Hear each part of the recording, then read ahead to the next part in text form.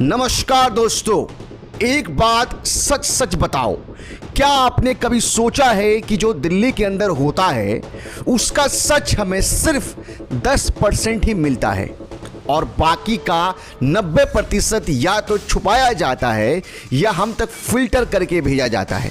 लेकिन इस बार कुछ ऐसा हुआ है जो सरकार भी छुपाना चाह रही है और मीडिया भी कंफ्यूज है। वाइस प्रेसिडेंट धनखड़ ने पीएम मोदी से रिजाइन मांग लिया। यह खबर इतनी कैजुअली प्रेस में आई जैसे कोई छोटी सी ऑफिस की गॉसिप हो, पर असली कहानी इसके पीछे छुपी है। 2024 का इलेक्शन के बाद सब कुछ एक्सपेक्टेड था। मोदी फिर पीएम बन गए, बीजेपी का कंट्रोल और मजबूत हुआ, लेकिन एकदम से धनखड़ जैसे सीनियर और लॉयल नेता का ऐसा कदम, क्या ये एक पर्सनल दर्द था या फिर इस सिस्टम में कुछ ऐसा चल रहा है कि जिसका अंदाजा हमें नहीं, आपको भी नहीं। चलिए आज हम इस वीडियो में एक एक करके इस पूरी कहानी को समझेंगे और आप खुद डिसाइड करना कि धनखड़ ने रिजाइन क्यों मांगा और क्या सच में कुछ बड़ा होने वाला है। सबसे पहले जानते हैं कि जगदीप धनखड़ कौन है।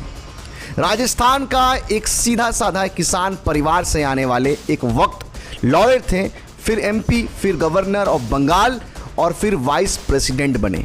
उन्होंने हर स्टेज पे मोदी सरकार का साथ दिया। तो ऐसा इंसान का पीएम से डिसएग्रीमेंट होना छोटी बात नहीं है। इंसान जहां झुकता नहीं वहां टूटने का खतरा बढ़ जाता है। शायद धनखड़ इसी फेज में है।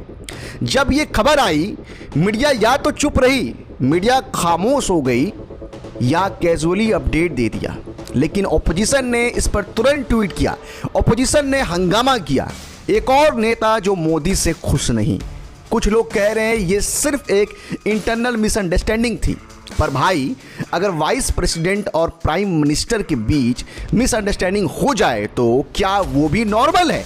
और जब तक मोदी ने खुद इस पर कुछ नहीं बोला, लोग का शक बढ़ता ही गया। अब हम थोड़ा डीप में जाते हैं।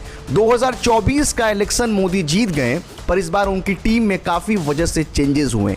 अमित शाह ज़्यादा एक्टिव नहीं है, आरएसएस भी बैकग्राउंड में चला गया है। और अब धनखड़ जैसे नेता का हट जाना ये दिखाता है कि या तो मोदी अपने अराउंड सिर्फ यसमैन चाहते हैं या फिर उनके आसपास ट्रस्ट क्राइसिस है। क्या ये तानाशाही की शुरुआत है? क्या रियल डेमोक्रेसी सिर्फ नाम की रह गई है? आपको याद है ना, पहले जब कोई प्रेसिडेंट, गवर्नर या वाइस प्रेसिडेंट कुछ बोलता था उसकी इज्जत होती थी। अब वो सिर्फ रबड़ स्टैम्प बन गए हैं। क्या धनखड़ ने इस सिस्टम से थक कर रिजाइन किया या उन्होंने किसी ऐसे फैसले को अपोज किया जो लोगों के खिलाफ था, जैसे NRC, CA, uniform civil code? आज का यूथ कंफ्यूज है। किसी को मोदी पे ट्रस्ट है तो कोई उनसे थक चुका है। पर जब अपनी ही टीम के लोग रिजाइन करते हैं तो ये सिर्फ उनका पर्सनल डिसीजन नहीं होता, पब्लिक का ट्रस्ट हिलता है और सिस्टम की क्रेडिबिलिटी टूट जाती है।